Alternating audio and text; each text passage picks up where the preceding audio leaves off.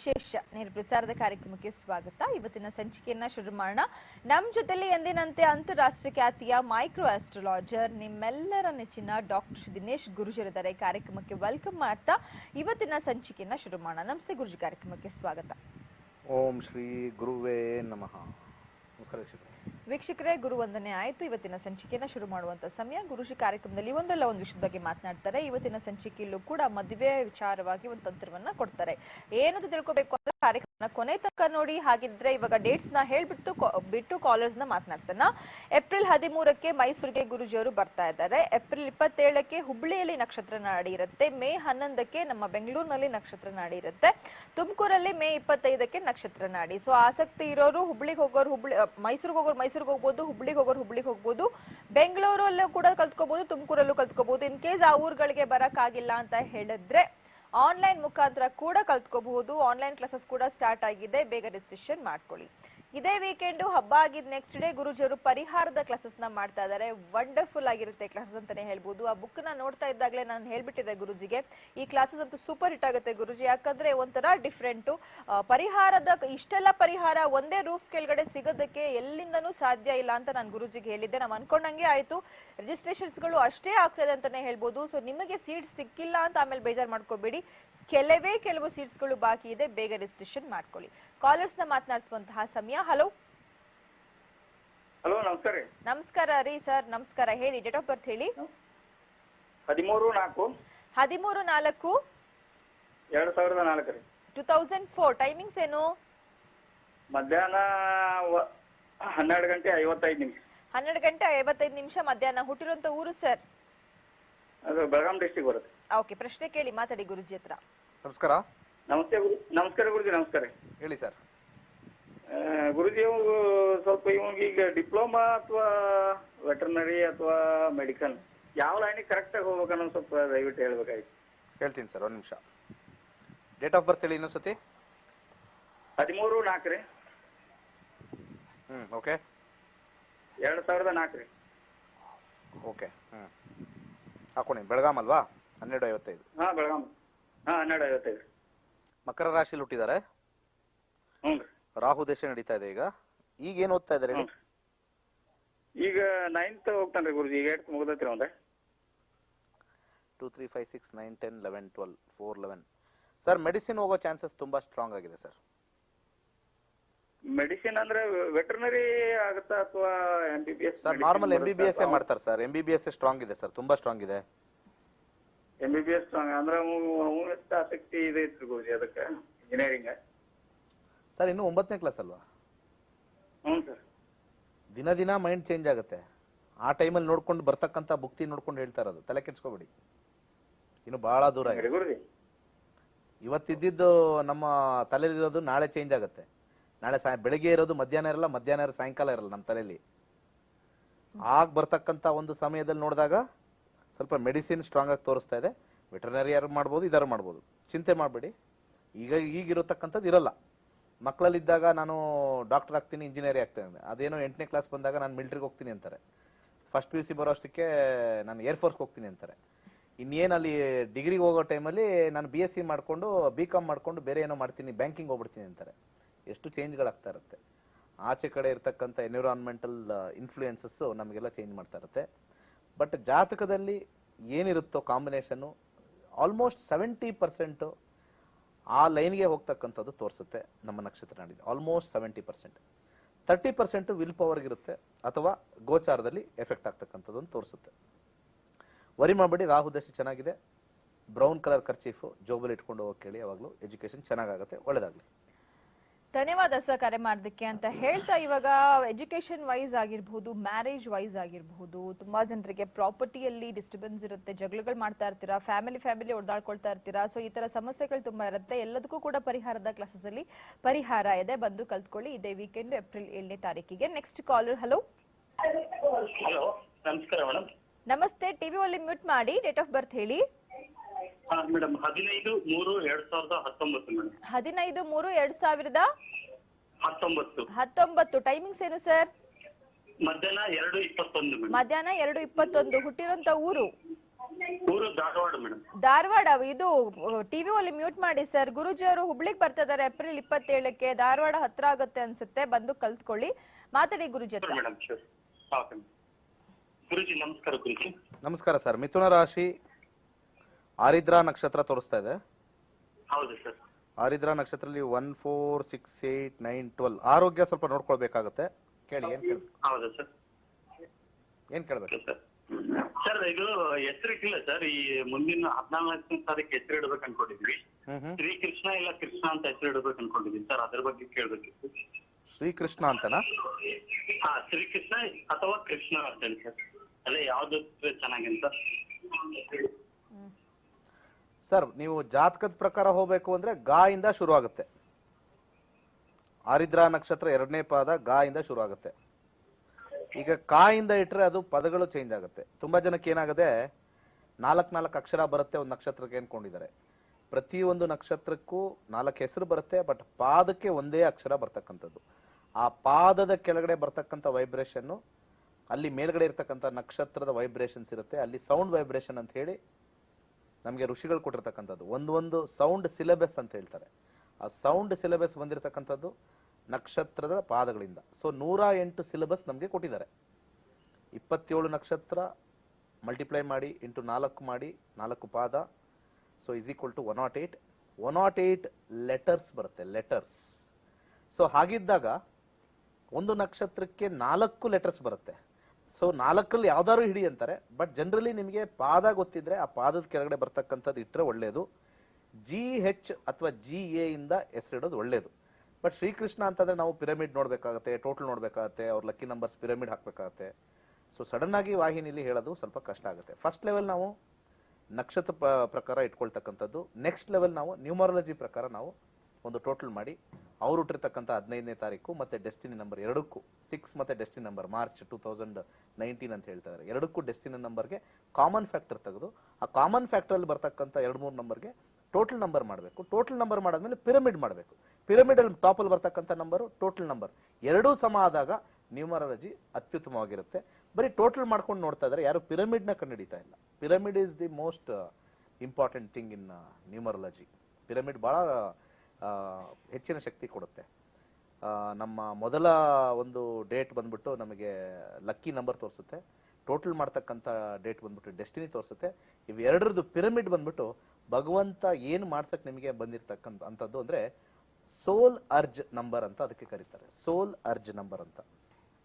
So ಈ ಸೋಲ್ number ನಮ್ಮ lucky number ಮತ್ತೆ ಬರ್ತಕ್ಕಂಥ ಡೆಸ್ಟಿನಿ ನಂಬರ್ಗೆ ಸಮಾನವಾಗಿರ್ಬೇಕು.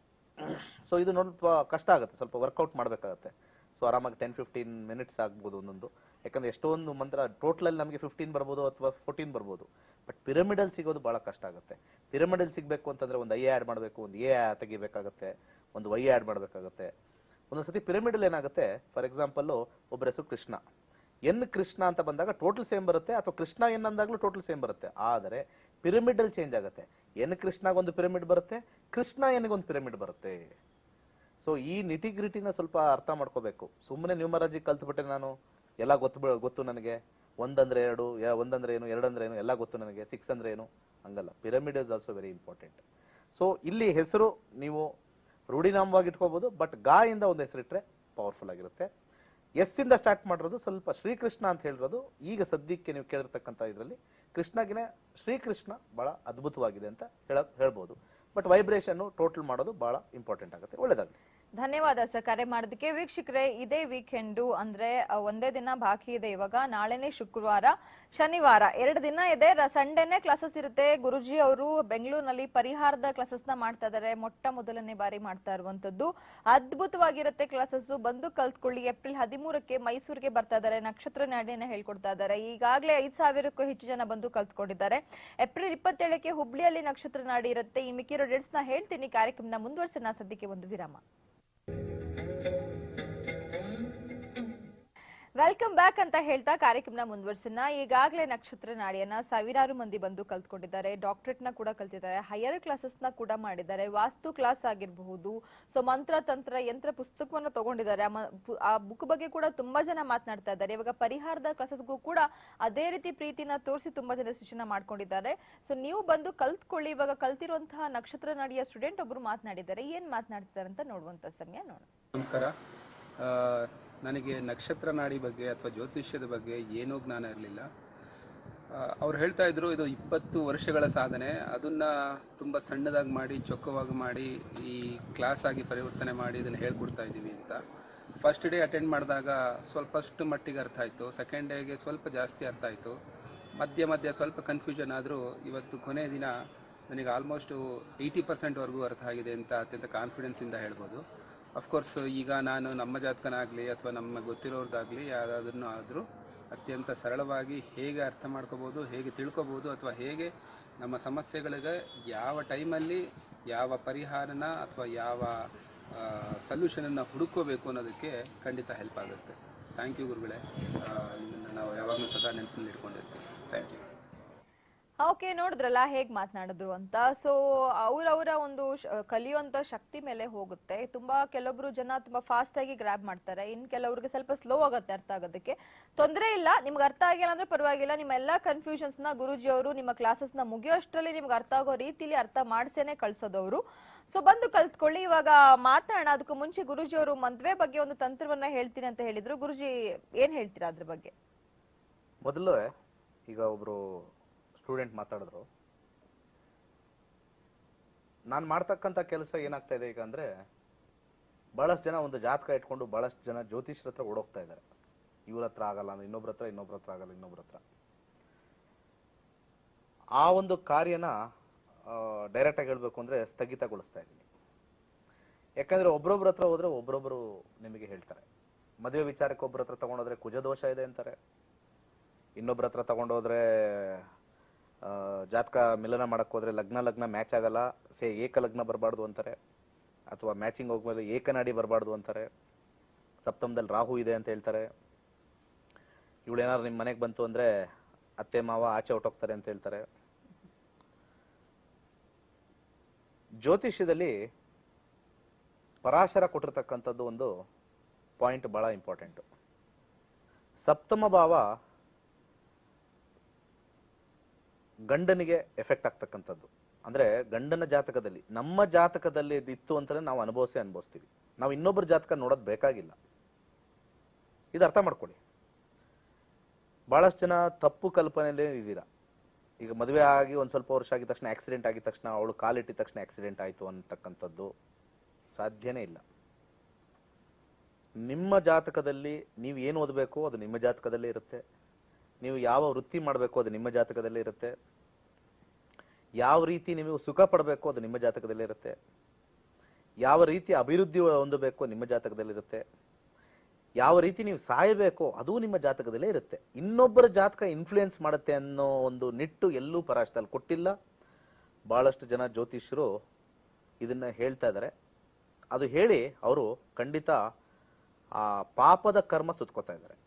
ಯಾರ ಜಾತಕದಿಂದನೂ ಇನ್ನೊಂದು ಜಾತಕ ಇನ್ಫ್ಲೂಯೆನ್ಸ್ ಆಗಂಗಿದ್ದಿದ್ರೆ ಇವತ್ತಿನ ದಿವಸ ಮುಖೇಶ್ ಅಂಬಾನಿ ಹೆಸರಲ್ಲಿ ನಾವು ಬಿಸ್ನೆಸ್ ಮಾಡ್ಬೋದಾಗಿತ್ತು. ಟಾಟಾ ಬಿರ್ಲಾ ಅವ್ರ ಹೆಸರಲ್ಲಿ ಒಂದು ಬಿಸ್ನೆಸ್ ಓಪನ್ ಮಾಡ್ಬೋದಾಗಿತ್ತು. ತುಂಬಾ ಜನ ಬಂದು ಕೇಳ್ತಾರೆ, ಸರ್ ನನಗೇನೋ ಬಿಸ್ನೆಸ್ ಯೋಗ ಇಲ್ಲ, ನಾನು ನಮ್ಮ ಅಣ್ಣನ ಹೆಸರಲ್ಲಿ ಮಾಡ್ಬೋದಾ, ನಮ್ಮ ತಾಯಿ ಹೆಸರಲ್ಲಿ ಮಾಡ್ಬೋದಾ ಅಂತ ಕೇಳ್ತಾರೆ. ಹೆಸರಲ್ಲಿ ಮಾಡ್ತಕ್ಕಂಥದ್ದು ಅಷ್ಟು ಚೇಂಜಸ್ ಆಗಂಗಿದ್ರೆ ಯಾಕೆ ಎಲ್ಲರೂ ಮುಖೇಶ್ ಅಂಬಾನಿ ಎಲ್ಲರಿಗೂ ಗೊತ್ತು. ನಾನು ಕೂಡ ನಾಳೆ ಯಾವ್ದಾರು ಒಂದು ರೆಸ್ಟೋರೆಂಟ್ ಮುಖೇಶ್ ಅಂಬಾನಿ ಹೆಸರಲ್ಲಿ ಒಂದು ಓಪನ್ ಮಾಡ್ಬಿಡ್ತೀನಿ. ಒಂದು ಪಾರ್ಟ್ನರ್ ಸರ್ ಅವರು ಒಂದು ಇದಾರೆ ಅಂತ ಅವ್ರ ಹೆಸರು ಹಾಕ್ಸ್ಬಿಡಿ, ತೊಂದರೆ ಇಲ್ಲ ಅಂತ ಮಾಡ್ಬೋದು. ಆತರ ಹೆಸರಿಂದ ನಾವು ಮಾಡಿಸ್ತಕ್ಕಂಥದ್ದು ಮತ್ತೆ ಜಾತಕ ಎಲ್ಲಿಂದ ಬಂತು? ನಮ್ಮ ಜಾತಕದಲ್ಲಿ, ನಮ್ಮ ಮೈಂಡಲ್ಲಿ, ನಮ್ಮ ಜಾತಕದಲ್ಲಿ ಏನಿದೆಯೋ ಅದು ನಡೆದೇ ತೀರುತ್ತೆ. ಅದಕ್ಕೆ ನಕ್ಷತ್ರ ನಾಡಿ ನಾವು ಕಲ್ತಾಗ ನನ್ನ ಜಾತಕದಲ್ಲಿ ಏನಿದೆ ಅಂತ ತಿಳ್ಕೊಬಹುದು. ನನ್ನ ಜಾತಕದಲ್ಲಿ ಇರ್ತಕ್ಕಂಥ ನ್ಯೂನ್ಯತೆ ಹೋಗಕ್ಕೆ ನಾವು ಯಂತ್ರ ಮಂತ್ರ ತಂತ್ರ ಹೋಮ ಪೂಜೆ ಎಲ್ಲ ಮಾಡ್ತೀವಿ. ಮದುವೆ ಲೇಟ್ ಆಯ್ತು, ಫಸ್ಟ್ ಆಫ್ ಆಲ್ ಮದುವೆ ಲೇಟ್ ಆಯ್ತು ಅಂತಂದ್ರೆ ನಿನ್ನ ಜಾತಕ ಚೆನ್ನಾಗಿಲ್ದಿದ್ದಕ್ಕೆ ತಾನೇ ಲೇಟ್ ಆಗ್ತಾ ಇದೆ. ಅರ್ಥ ಆಯ್ತಾ? ಯಾರ್ದೋ ಹುಡುಗಿ ಜಾತಕ ಚೆನ್ನಾಗಿಲ್ಲ ಅಂತ ಲೇಟ್ ಆಗ್ತಾ ಇಲ್ವಲ್ಲ. ನಿನ್ನ ಜಾತಕದಲ್ಲಿ ಲೇಟ್ ಇದೆ ಎಂದು ತಾನೇ ಲೇಟ್ ಆಗ್ತಾ ಇದೆ. ಸಿಂಪಲ್ ಕಾನ್ಸೆಪ್ಟ್, ಸಿಂಪಲ್ ಆಗಿ ಅರ್ಥ ಮಾಡ್ಕೊಳ್ಳಿ. ಇದಕ್ಕಿಂತ ಹೆಚ್ಚು ನಿಮ್ಗೆ ಎಕ್ಸಾಂಪಲ್ ಕೊಡಕ್ಕೆ ಹೋಗಲ್ಲ ನಾನು. ನಿಮ್ಗೆ 35 ವರ್ಷ 33 ವರ್ಷ 38 ವರ್ಷ ಆಗಿದೆ ಅಂತಂದ್ರೆ, ಮದುವೆ ನೋಡ್ತಾ ಇದೀವಿ ಸೆಟ್ ಆಗಿಲ್ಲ ಅಂತಂದ್ರೆ, ಅಲ್ಲಿ ನೋಡ್ತಾ ಇರತಕ್ಕಂಥ ಹುಡುಗಿರ್ದ ಜಾತಕ ಪ್ರಾಬ್ಲಮ್ ಅಥವಾ ನಿಂದೇ ಪ್ರಾಬ್ಲಮ್? ನಿನ್ನ ಜಾತಕದಲ್ಲಿ ಪ್ರಾಬ್ಲಮ್ ಇದ್ದು ಲೇಟ್ ಇದ್ರೆ ಅದು ಲೇಟ್ ಅಂತಾನೆ ಹೇಳ್ತಕ್ಕಂಥದ್ದು.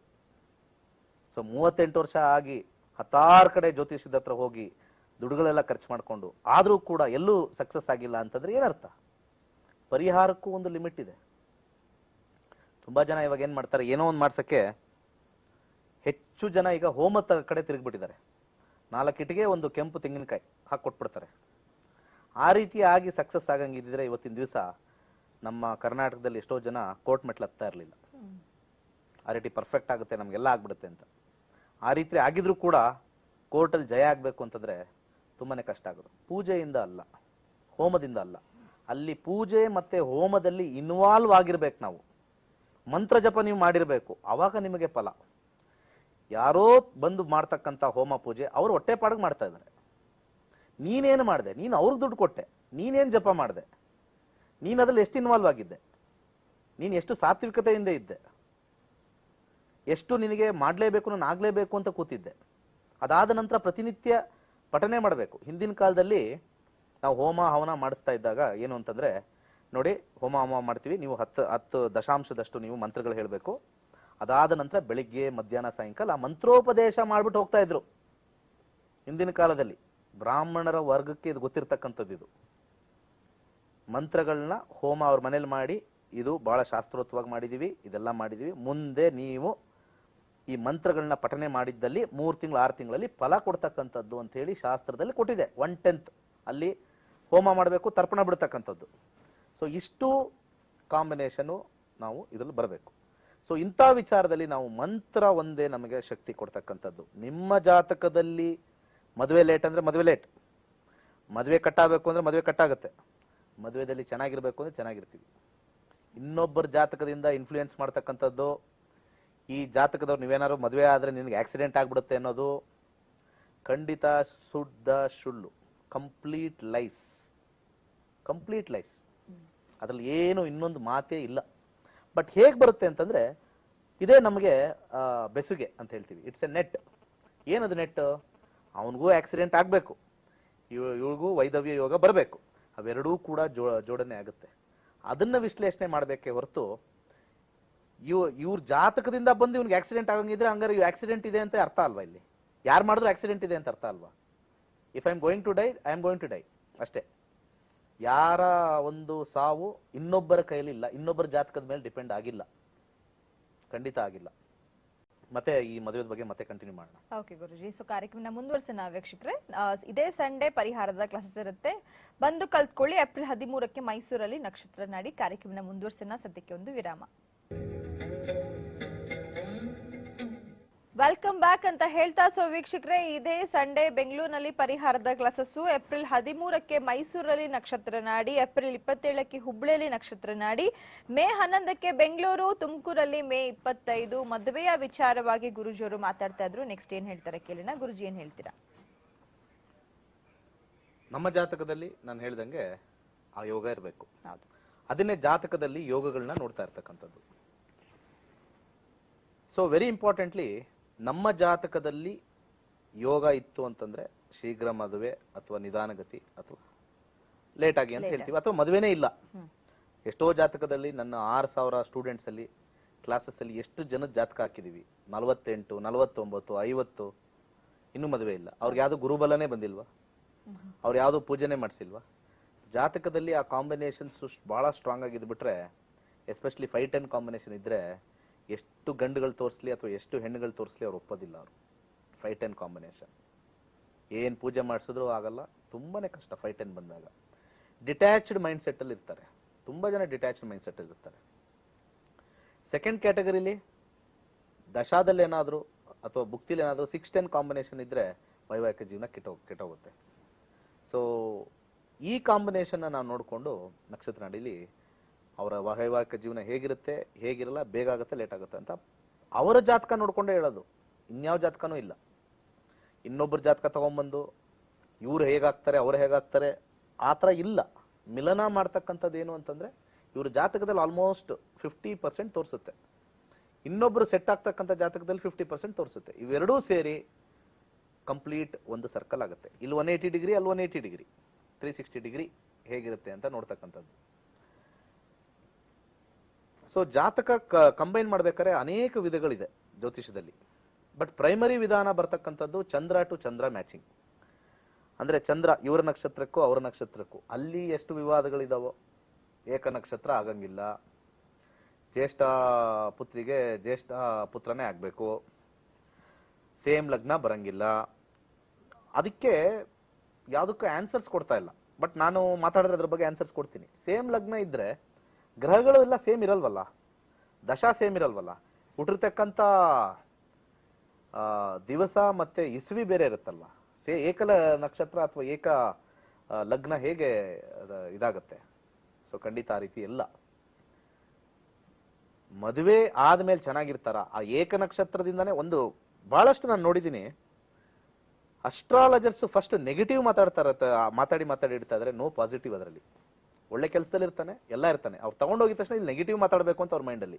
ಏನಕ್ಕೆ ಅಂದ್ರೆ ಅವ್ರ ಬ್ಯಾಕ್ ಗ್ರೌಂಡ್ ಅಲ್ಲಿ ಅವ್ರ ತಲೆ ಹಿಂದ್ಗಡೆ ಪೂಜೆ ಮಾಡಿಸೋ ಒಂದು ಹವ್ಯಾಸ. ಪೂಜೆ ಮಾಡಿಸ್ಬೇಕು, ಇಲ್ಲಿ ದುಡ್ಡು ತೆಗಿಬೇಕು, ಫಸ್ಟ್ ನೆಗೆಟಿವ್. ಏನ್ ಜಾತಕ ಹಿಂಗ್ ಬಿಸಾಕ್ಬಿಡ್ತಾರೆ ಕೆಲವು, ಎಷ್ಟು ಇದು ಮಾಡ್ತಾರೆ, ಜಾತಕ ತೆಗೆದ್ರೆ ಸರಿ ಇಲ್ಲ ಇದು, ಯಾರ್ದೋ ಪಾಪ ಹುಡುಗಿ ತಗೊಂಬಂದಿರ್ತಾರೆ, ಏನ್ ರಪ್ಪಂದ್ ಬಿಸಾಕೋದು, ಚೆನ್ನಾಗಿಲ್ಲ ಯೋಗ ಇದು ಅಂತ. ಏನಲ್ಲಿ ಆರ್ಭಟ ಎಲ್ಲ ನೋಡ್ಬೇಕು. ಆ ಗ್ರಹಗಳು ಗತಿಗಳು ಮೇಲ್ಗಡೆಯಿಂದ ನೋಡ್ತಾ ಇರ್ತಾರೆ, ಪ್ಲಾನೆಟ್ಸ್ ಅಲ್ಲಿ ನೋಡ್ತಾ ಇರ್ತಾರೆ. ನಾವೇ ಚೆನ್ನಾಗಿ ಇವ್ರು ನೋಡ್ಕೊಳಕ್ ಇದೀವಿ, ಇವ್ರು ಯಾರು ಪೇಪರ್ ಬಿಸಾಕೋದು. ಅಲ್ಪಜ್ಞಾನ ಮಹಾಗರ್ವಿ. ಅದಕ್ಕೆ ಜ್ಯೋತಿಷದವ್ರಿಗೆ ಬೆಲೆ ಇಲ್ಲ. ಯಾವ ಜ್ಯೋತಿಷದವ್ರಿಗೆ ಕರೆದು ಸನ್ಮಾನ ಮಾಡಿದ್ದಾರೆ ಇದುವರೆಗೂ? ಅವ್ರವರೇ ಸನ್ಮಾನ ಮಾಡಿಸ್ಕೊಂಡವ್ರು ನಾವು ನೋಡಿದೀವಿ ಎಲ್ಲ ವಾಹಿನಿಲು. ಅವ್ರವರೇ ಮಾಡಿಸ್ಕೊಳ್ಳೋರು ಇದ್ದಾರೆ, ಯಾರ್ದು ಕರೆದು ಮಾಡಿಸಲ್ಲ. ಯಾಕಂದ್ರೆ this is A divine science by science. ಇದನ್ನ ಹೇಳ್ಕೊಡೋದಷ್ಟೇ, ಎಜುಕೇಶನ್ ಇರ್ತಕ್ಕಂಥದ್ದಷ್ಟೇ. ಮದುವೆ ವಿಳಂಬ ಆಗ್ತಾ ಇರೋದಕ್ಕೆ ಒಂದು ತಂತ್ರ ಕೊಟ್ಟಿದ್ದಾರೆ. ಯಾಕಂದ್ರೆ ನಮ್ಮ ಹಣೆ ಬರದಲ್ಲಿ ನಮ್ಗೆ ಅದು ಬರ್ದಿಟ್ಬಿಟ್ಟಿರುತ್ತೆ. ಬಟ್ ಅದನ್ನ ಬೇಗ ಮಾಡ್ಕೋಬೇಕು, ಸ್ವಲ್ಪ ಆಸ್ಟೆರಿಟಿ ಮಾಡಬೇಕು ಅಂತಂದ್ರೆ ಯಾರು ಲೇಟ್ ಆಗ್ತಾ ಇದೆಯೋ ಬಾಳೆ ಗಿಡನ ಅವರು ಸ್ವಯಂವಾಗಿ ನೆಡಬೇಕು. ಬಾಳೆ ಗಿಡನ ನೆಟ್ಟು ಅದನ್ನ ಪೋಷಿಸಿ ಬೆಳೆಸ್ಬೇಕು. ಅವ್ರ ಮನೆಯಲ್ಲಾದ್ರೂ ಸರಿ, ದೇವಸ್ಥಾನದಲ್ಲಾದ್ರೂ ಸರಿ, ಫ್ರೆಂಡ್ ಮನೆಯಲ್ಲಾದ್ರೂ ಸರಿ, ಆಂಟಿ ಮನೆಯಲ್ಲಾದ್ರೂ ಸರಿ, ಅಂಕಲ್ ಮನೆಯಲ್ಲಾದ್ರೂ ಸರಿ, ಒಟ್ಟಿನಲ್ಲಿ ಒಂದು ಜಾಗದಲ್ಲಿ ಬಾಳೆ ಗಿಡವನ್ನು ನೆಟ್ಟಿ ಅದನ್ನ ಪೋಷಿಸಿ ಬೆಳೆಸ್ಬೇಕು. ಅಲ್ಲಿ ಬರ್ತಕ್ಕಂಥದ್ದು ಇವ್ರ ಮನೇನ ಅವರು ಯಾವುದನ್ನೇ ಸ್ವೀಕಾರ ಮಾಡಂಗಿಲ್ಲ. ಇನ್ನೊಬ್ರು ತಿಂದ್ರೆ ತಿಂದ್ಕೊಳ್ಳಿ, ಸಾಧ್ಯವಾದಷ್ಟು ಅಲ್ಲಿ ಬರ್ತಕ್ಕಂಥ ಫಲನ ದೇವಸ್ಥಾನಕ್ಕೆ 1 ವರ್ಷದ ಕಾಲ ಕೊಟ್ರೆ ಖಂಡಿತ ಅವ್ರಿಗೆ ಡಿಲೇ ಆಗ್ತಕ್ಕಂಥದ್ದು ಸಾಕಷ್ಟು ಕಮ್ಮಿ ಆಗುತ್ತೆ ಅಂತ ಹೇಳಿ ಶಾಸ್ತ್ರದಲ್ಲಿ ಬರೆದಿದೆ. ಶಾಸ್ತ್ರದಲ್ಲಿ ಬರೆದಿರ್ತಕ್ಕಂಥದ್ದೆಲ್ಲ ಸಣ್ಣ ಪುಟ್ಟ ರೆಮಿಡೀಸ್ ಅಷ್ಟೇನೆ. ಯಾರು ಅಷ್ಟು ಮಾಡಿ ಇಷ್ಟು ಮಾಡಿ 40,000 50,000 ಖರ್ಚು ಮಾಡಿ ಇಷ್ಟು ಉಂಗ್ರ ದೊಡ್ಡದು ಉಂಗ್ರ ಹಾಕೊಂಬಿಡಿ 40,000 ಹಾಕೊಂಬಿಡಿ ಅಂತ ಎಲ್ಲೂ ಯಾವುದು ಶಾಸ್ತ್ರದಲ್ಲಿ ಬರ್ದಿಲ್ಲ. ಮಂತ್ರ ಪಠನೆ ಮಾಡಿಸಿ, ಮಾಡಲ್ಲ, ನಾನ್ ಮಾಡ್ಬೋದಾ ಅಂತ ಕೇಳ್ತಾರೆ. ನೀವು ಮಾಡಿ ನಿಮ್ಮ ಮದುವೆ ಆಗುತ್ತೆ, ತಂದೆ ತಾಯಿ ಕೇಳದೆ ಅಂತದ್ದು. ಸೊ ಈ ರೀತಿ ಓಕೆ ಇರ್ಲಿ, ಆಗೋ ಟೈಮ್ಗೆ ಆಗತ್ತೆ. ಅದಕ್ಕೆ ನೊಂದ್ಕೊಳ್ತಾ ಇರೋರು ಯಾರು? ಪೋಷಕರು ನೊಂದು ಎಲ್ಲಿ ಹೋಗ್ತಾ ಇದಾರೆ? ದುಡ್ಡು ಖರ್ಚು ಮಾಡ್ಕೊಂಡು ಮುಂದೆ ಹೋಗಿ ಜ್ಯೋತಿಷ್ಯನೂ ಬೈಕೊಂಡು, ಜ್ಯೋತಿಷಿಗಳನ್ನೂ ಬೈಕೊಂಡು, ಇದೆಲ್ಲ ಸುಳ್ಳು ಅಂತ ಹೇಳಿ ಫೈನಲ್ ಆಗಿ ತೆಪ್ಪಗೆ ಮನೇಲಿ ಕುತ್ಕೊಂಡು ಆಗೋ ಟೈಮ್ಗೆ ಆಗುತ್ತೆ, ಖರ್ಚೆಲ್ಲ ಮಾಡ್ಬಿಟ್ಟಿರ್ತಾರೆ. ಅದ್ರ ಬದಲು ಬಂದು ಜ್ಯೋತಿಷ್ಯ ಕಲ್ತಾಗ ಇಂಥ ಟೈಮ್ಗೆ ಆಗುತ್ತೆ ಅಂತಂದಾಗ ನಮಗೆ ಒಂದು ಸಾಂತ್ವನ ಸಿಗುತ್ತೆ, ಒಂದು ಗ್ಯಾರಂಟಿ ಆಗುತ್ತೆ ಒಂದು ಹೆಂಗಿರುತ್ತೆ ಅಂತ. ಒಳ್ಳೇದಾಗ್ಲಿ. 7th ಅದ್ಭುತವಾಗಿರ್ತಕ್ಕಂಥ ಪರಿಹಾರದ ಕ್ಲಾಸ್ ಮಾಡ್ತಾ ಇದ್ದೀನಿ, ಬನ್ನಿ. ಸಾಕಷ್ಟು ಜನ ರಿಜಿಸ್ಟರ್ ಮಾಡ್ಕೊಂಡಿದ್ದಾರೆ, ಒಳ್ಳೇದಾಗ್ಲಿ. ಸರ್ವೇ ಜನ ಸುಖಿನೋ ಭವಂತು. ಧನ್ಯವಾದ ಗುರುಜಿ. ಸೊ ವೀಕ್ಷಕರ ಡೇಟ್ಸ್ ನಾನು ಹೇಳ್ಬಿಟ್ಟಿದ್ದೀನಿ, ಸೊ ಬನ್ನಿ ರಿಜಿಸ್ಟ್ರೇಷನ್ ಮಾಡ್ಕೊಳ್ಳಿ, ಕಲ್ತ್ಕೊಳ್ಳಿ. ಮತ್ತೆ ಭೇಟಿ ಆಗ್ತೀನಿ ನಾಳೆ. ನೋಡ್ತಾ ಇರಿ ಕಸ್ತೂರಿ ವಾಹಿನಿ. ನಮಸ್ತೆ.